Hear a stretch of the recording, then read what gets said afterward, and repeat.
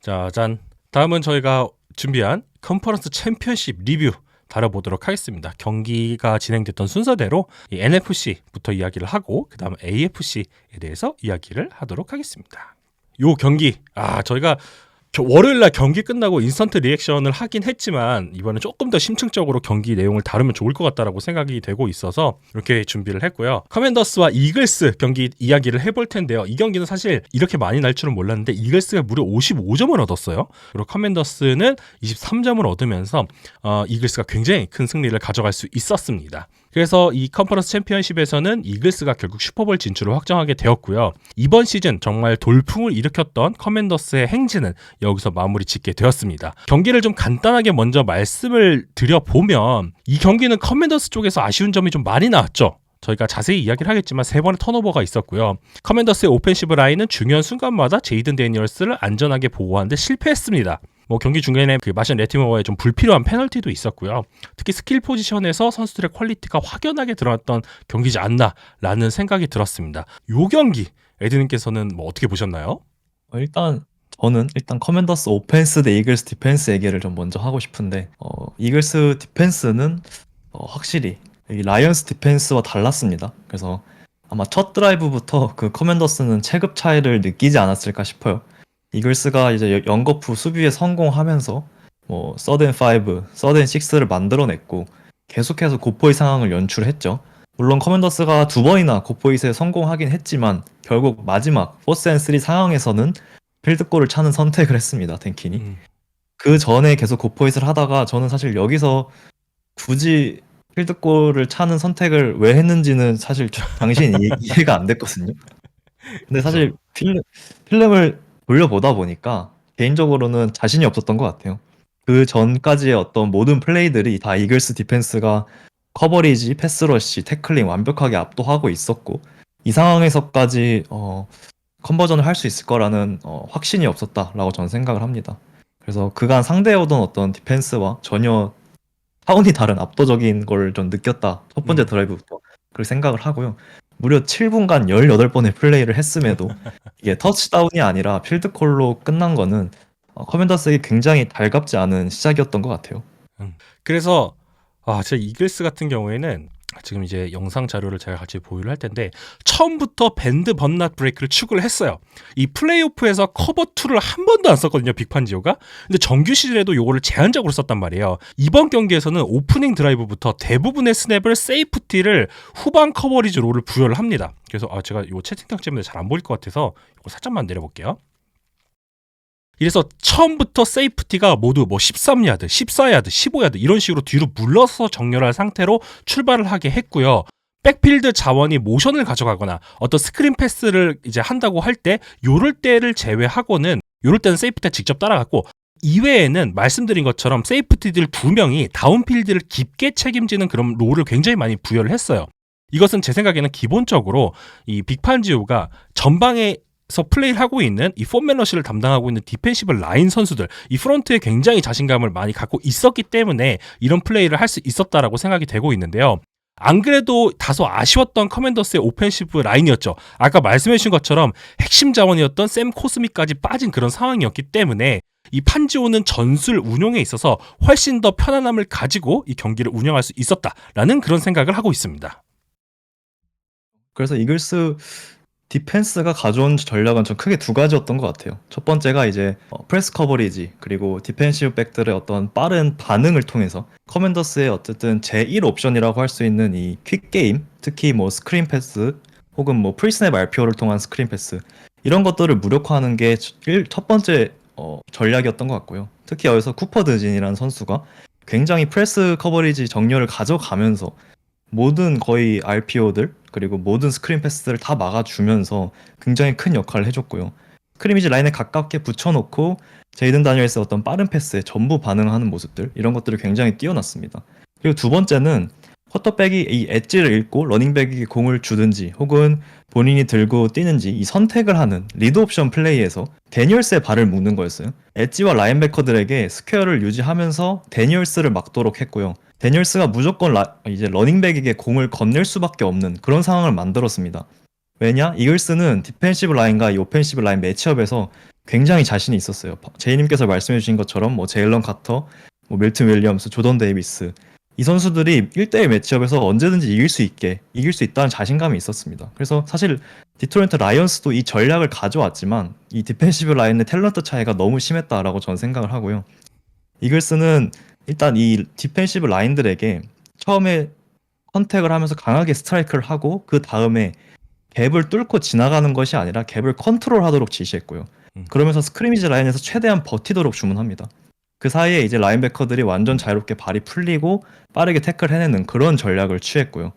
이글스는 구조적으로 두 명을 후방에 계속해서 두고 박스를 가볍게 했음에도 이 디펜시브 라인과 라인베커들이 너무나 완벽하게 러싱을 막아줬어요. 그래서 제가 인스턴트 리액션 때도 언급을 했었는데 박스의 수적 우위가 없음에도 정말 이 테크닉과 런 핏으로만으로도 이 커맨더스의 러싱을 굉장히 잘 막아줬습니다. 그래서 커맨더스가 좋아하는 이 리드 옵션 상황에서 트렌치 싸움이 있었기 때문에 데니얼스의 발을 막는 데 집중했고 이게 성공으로 돌아간 것이죠. 그래서 그 결과 데니얼스는 단 6번의 캐리를 하는데 그쳤고요. 리드 옵션 상황에서는 거의 대부분 러닝백들한테 공을 건넸습니다. 브라이언 로빈슨 그리고 오스틴 에클러 이 두 명의 러닝백은 19번의 캐리에서 54야드를 따내는데 그쳤습니다. 그래서 캐리당 3야드가 안 되는 좀 처참한 기록이고 그 커맨더스 본인들의 이 주무기 2개, 퀵게임과 리드 옵션 두 가지가 모두 막히기 시작하니까 뭐 데니얼스는 점점 무리한 패스를 던질 수밖에 없었죠. 뭐 경기 중에 나왔지만 더블 커버리지, 트리플 커버리지에도 공을 던져야 하는 상황들이 나왔고요. 뭐 이런 상황에서는 뭐 퀴년 미첼, 쿠퍼 드진이 커버리지에서도 완벽한 모습을 보여주면서 정말 이 세 번째 옵션 팀의 어쨌든 1번, 2번 플랜이 막혔을 때 이 혀를 뚫어줄 수 있는 이 세 번째 옵션인 해리 맥클로린을 향한 딥볼 이것 또한 정말 원활하게 터져주지 않았고 물론 몇 번의 이제 맥클로린 제걸치를 향한 좋은 패스들이 나오긴 했습니다만 선택지가 좁혀진 상황에서 커맨더스는 본인들이 자랑하던 이 드라이브의 지속성을 이어나가기에는 굉장히 힘들었습니다. 물론 이글스의 디펜스도 경기 내내 완벽했던 건 아니에요.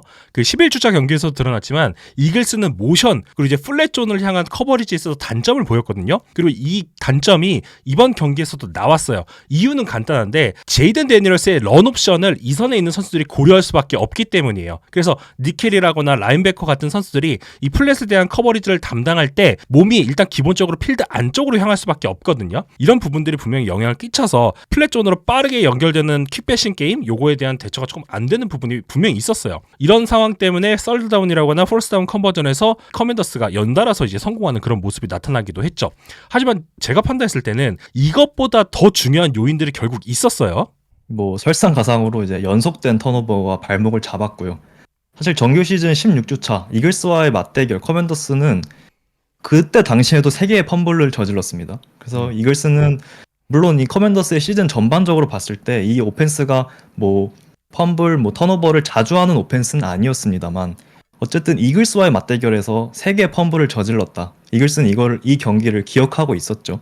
빅판지오는 사실 태클할 때 한 명의 선수가 태클을 하고 그 두 번째 오는 선수들에게는 이 피넛 펀치라고 하잖아요. 공을 이렇게 주먹으로 치도록 이런 테크닉을 활용해서 공격적으로 펌블을 유도했고요.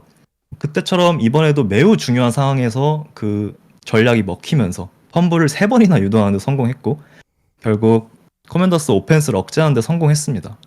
가뜩이나 드라이브의 지속성이 중요하고 디펜스의 불안함 때문에 이 커맨더스 오펜스는 긴 시간 공을 소유하면서 전진을 해야 하는 그런 오펜스인데 펌블이 연속적으로 계속해서 나온다? 이거는 사실 커맨더스에게는 최악의 상황이나 다름없는 뭐 그런 상황이었죠. 맞습니다. 그래서 통계적으로도 이 3번의 펌블이 이번 경기에서 가장 큰 영향을 미친 플레이 1, 2, 4위에 이렇게 기록이 됐어요. 총 EPA가 이 3번의 플레이가 총 14.5점이 날아갔거든요. 그 얘긴즉슨 경기가 전반적으로 이글스가 좋긴 했지만 일반적인 상황만 놓고 봤을 때는 압도적으로 이글스에게 유리했다라는 건 아니에요. 통계적으로 봤을 때. 특히 디펜스에서 그랬는데 이 턴오버들이 너무나도 결정적이었다는 것으로 해석을 할 수가 있어요. 이 커맨더스 입장에서는 통계적으로 3번의 포지션을 날렸을 뿐만 아니라 상대에게 점수를 그대로 헌납해준 그런 상황이 돼버렸어요. 잭본을 위시한 이선 선수들 그러니까 라인베커와 니켈백 여기에 더해서 스페셜팀의 거너를 포함한 선수들이 참 훈련이 잘 돼 있다는 생각이 들어요. 이 피넛펀치로 나오는 나오는 펌블 장면, 이 경기는 램스전에서도 나왔죠.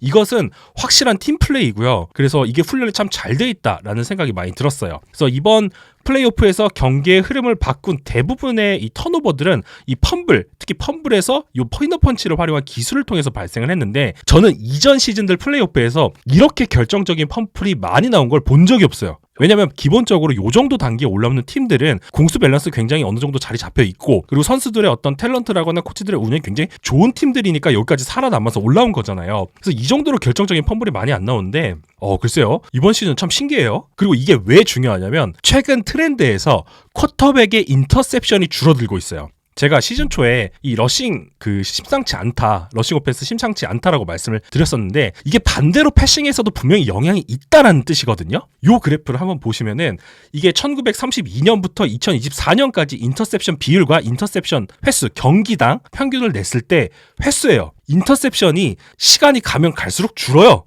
패스 FE 리그가 되고 있는데 줄어요. 신기하죠? 이번 시즌 그래서 인터셉션이 경기당 0.7개가 나왔어요. 이게 1932년부터 집계된 기록이라고 말씀을 드렸는데, 이게 역대 1위로 적은 수치예요. 경기당 인터셉션 비율은 2.2%. 이것 역시도 2020년과 함께 동등해요. 이 재밌는 거는 이렇게 인터셉션이 주는데 경기당 발생하는 패싱 터치다운은 늘고 있거든요. 그러니까 패싱 플레이를 해요. 패싱 터치다운도 중요한 순간에 많이 만들어요. 근데 인터셉션이 줄어요. 터치다운은 심지어 4.5%, 지난 시즌에 비해서 0.4%가 올랐거든요. 패싱 시도는 줄고 패싱 터치다운은 늘어나는데 인터셉션은 줄어요. 여담입니다만 저는 이런 부분들이 좀 미식축구라는 스포츠가 갖고 있는 굉장히 큰 매력이라고 생각을 해요. 정체되지 않고 변화하는 이런 트렌드, 그리고 이런 트렌드에 맞춰서 좋은 코치 그리고 최적화된 훈련을 해온 선수들이 진짜 플레이오프에서 좋은 결과를 내고 좋은 퍼포먼스를 낸다, 이런 생각이 들어서 이것도 한번 같이 준비를 해봤습니다. 그렇기 때문에 더 이 펌블의 어떤 효율이 더 극대화되는 것 같습니다. 성희림님께서 말씀해 주신 것처럼 펌블은 운의 영역으로 만드는 부분도 있지만 이 팀플레이. 펌블을 특히 잘 만들어낸 팀들 있잖아요. 피츠버그 스틸러스라든지 혹은 특히 잘 만들어낸 선수들이 있다라는 건 결국은 태클하는 과정에서의 어떤 테크닉이 굉장히 중요한 요소다라고 저는 생각을 하고 있고요. 어쨌든 이 펌블이 굉장히 주요했다라고 정리하면서 넘어가고 싶고, 이글스 오펜스와 커맨더스 디펜스 이 사이드도 한번 얘기를 해보면 좋을 것 같아요. 사실 여기는 너무 압도적인 매치였죠. 첫 드라이브에 아까 제이님께서 보여주신 그 바클리의 60야드 러싱 터치다운은 이 경기의 분위기를 빠르게 가져오는데 굉장히 크게 기여했고요.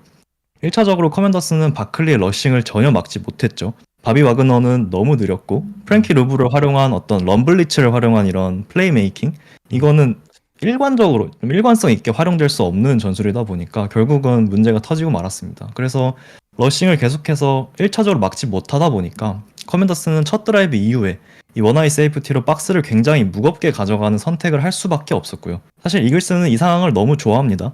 상대가 러싱을 과하게 의식하기 시작하면 이제 RPO 그리고 플레이 액션을 섞으면서 외곽에 AJ 브라운, 드본타 스미스, 댈러스 고더텍에 공을 그냥 뿌리면 그만입니다. 모두 상대의 1대1 매치를 쉽게 이겨낼 수 있는 선수들이고, 실제로 이 허약한 커맨더스 세컨더리가 너무 쉽게 야드를 내줬죠. 그래서 많은 에셋을 투자하면서 데려온 이 마션 레티머는 AJ 브라운한테 아주 처참하게 당하고 말았고요. 지난 두 경기에서 이제 3번의 캐치 24야드에 그쳤던 브라운이 이번 경기에서 6번의 캐치 동안 96 리시빙 야드를 기록하면서 어쨌든 승리의 주역이 됐습니다. 허츠는 지난 두 경기와 다르게 굉장히 차분하게 매치업의 우위를 빠르게 판단하고 나름 정확한 공들을 뿌렸고 경기를 승리로 이끌 수 있었습니다. 물론 바클리의 이펙트 그리고 이 러싱 게임의 임팩트가 셌지만 어쨌든 허츠의 패싱 게임이 후속타로 계속해서 터져줬기 때문에 이글스가 이런 압승을 거둘 수 있었다라고 저는 생각을 하고요. 이런 플레이 액션과 RPO에 파생되는 이런 패스들은 개인적으로는 이글스가 워낙 잘 디자인을 하기 때문에 이거는 칩스도 개인적으로 막기 힘들 것이다라고 생각을 합니다. 반대로 이 커맨더스는 시즌 내내 계속되던 이 런딩 패스 그리고 세컨더리 이슈, 이거를 결국은 해결해내지 못하면서 가장 높은 무대에서 탈락하는 가장 큰 요소가 됐던 것 같습니다. 잘 들었습니다. 또한 오펜시브 라인에서 이루어지는 프레셔에 대한 대처, 이게 상대적으로 원활하게 잘 이루어지다 보니까 이 허츠가 나름 편하게 경기를 할 수 있었어요. 물론 중간에 위기는 있었어요. 이 필라델피아 이글스가 경기 전에 캠 저거슨과 랜든 디커슨이 주전으로서 스냅으로 훈련하는 모습이 반대로 위치가 돼가지고 플레이를 했었거든요. 그래서 캠 저거슨은 부상으로 인해서 결국 경기를 처음부터 소화하지 못했죠. 그리고 해당 자리에는 랜든 디커슨이 들어가서 센터를 스냅을 하고 이 디커슨 자리에는 타일러 스틴이 가드 자리를 담당을 했거든요. 그래서 커맨더스도 이걸 알아요. 그래서 굉장히 집요하게 허츠의 좌측 A갭을 노렸어요. 그래서 해당 위치에서 태클 포 로스도 나오기도 하고 허츠에게 직접 히트를 하는 그런 장면이 나오기도 했는데요. 중간에 심지어 디커슨이 무릎 부상을 당하면서 이탈을 해요. 그래서 이 자리를 누가 어떻게 메울 것이냐라는 고민이 굉장히 많았었는데 일단 캠 저거슨이 이 부상을 당했었지만 일단 임시로 들어와서 이 자리를 메꾸긴 했어요. 물론 저거슨이 들어오자마자 이 스냅 같은 것도 하이 스냅이 안 나고 굉장히 안정적인 모습을 보여주긴 했는데요. 이런 요인들, 뭐 중간에 이제 마일라타가 큰 실수를 했던 그런 플레이를 제외하면은 전반적으로 허츠는 안정적인 포켓 안에서 플레이를 할 수 있었고 런블락에서도 우위가 쉽게 전해지는 그런 플레이로 연결이 됐습니다. 그리고 또 하나의 차이점은 이렇게 바운더리 1대1을 데니얼스 같은 경우에는 거의 못 던졌거든요. 이 패싱다운 상황에서 후방에서 세이프티들이 눈에 불을 켜고 지원을 갈 준비를 하고 있었기 때문인데 지금 화면에서 보이시는 것처럼 허츠는 달라요. 허츠는 고더트 그리고 AJ 브라운을 믿고 공을 원활하게 계속 던졌어요. 이런 상황에서 패스가 과반 이상 연결이 되었고 이 패스들은 컨버전 성공 그리고 득점으로 연결이 되다 보니까 이글스는 계속해서 리드를 벌릴 수가 있었습니다. 여기에 드본타 스미스의 모션 그리고 언더니스를 공략한 크로싱 열 아웃을 활용한 퀵 패싱 게임 이런 부분들이 잘 연결이 되었기 때문에 이글스는 원활하게 공격을 할 수 있었고 리드를 잃지 않고 결국 승리를 할 수 있었습니다. 자, 그랬고요. 종합적으로 좀 정리를 해보면 이번 경기는 확실히 이 탤런트의 이 격의 차이를 볼 수 있었던 경기였다라는 생각이 저는 들어요. 전술, 운영 다 중요하죠. 코치들의 역량 당연히 중요하죠. 근데 결국에 그 근간이 되는 거는 이 선수들의 탤런트 차이. 요게 굉장히 명확했던 그런 경기였다라는 생각이 들고 있고요. 컨퍼런스 챔피언십에도 불구하고 이 정도의 점수차가 나왔다는 것은 분명히 이런 탤런트의 차이를 많이 볼 수 있었던 부분이 아닌가라는 생각이 들었습니다. 추가적으로 이거는 그냥 제가 혼자 개인적으로 준비를 해본 내용인데 커맨더스 입장에서는 이번 시즌 뭐 마무리가 좀 아쉽긴 했지만 결코 저는 실패한 시즌이 아니라고 생각을 하고 있고요. 뭐 아까 JD의 플레이에 대해서 좀 아쉬움을 말씀해 주신 분도 있었지만 이번 경기에서 사실 제이든 데니얼스는 할 수 있는 거 다 했다고 저는 생각을 해요. 맞습니다. 진짜 저는 뭐 박수를 보내주고 욕을 하고 싶진 않아요. 뭐 완벽하진 않았지만 뭐 펌블 같은 것도 제이든 데니얼스의 잘못은 아니었잖아요. 그렇기 때문에 박수를 보내주고 싶은 그런 시즌이라고 생각을 하고요. 뭐 이번 시즌 잠깐 복귀를 해보면 시카고 베어스전에서 나온 헤일 메릴랜드 엔딩 기가 막혔죠. 그리고 템파베이전에서 극적인 승리, 뭐 디트로이트 라이언스전에서 보여줬던 파괴적인 오펜스, 이런 진짜 말도 안 되는 멋진 시즌을 보냈다라고 생각을 해요. 특히 이 쿼터백 포지션, 커맨더스 팬들은 진짜 과거에 좀 아픈 얘기를 해보자면 팬들의 희망 자체였던 로버트 그리핀 3세가 무너지는 것을 라이브로 봤었죠. 그리고 커크 커즌스와 굉장히 구차한 작별, 이것도 있었고 테일러 하이니키 그리고 나서 샘 하웰 이 역대 최다색을 당했던 요 선수들까지 거친 뒤에 지금 역대 최고의 루키라고 평가를 받고 있는 제이든 데니얼스가 합류를 해서 이 시즌을 정말 멋지게 잘 치렀다고 생각을 하고요. 커맨더스는 2025 시즌 리그 최상위에 해당하는 캡스페이스를 보유하고 있고요. 각 유닛마다 리더의 자질을 갖추고 있는 젊은 선수들로 구성이 돼 있어요. 앞으로는 이 팀이 오너십도 바뀌고 이제 헤드코치도 바뀐 그런 상황인데 조시 해리스, 아담 피터스, 댄 퀸 그리고 여기에 제이든 데니얼스까지 해서 앞으로 팀을 어떻게 업그레이드 시켜 나갈지 정말 기대가 많이 된다라는 말씀 드리면서 해당 리뷰는 마무리해보고 싶습니다.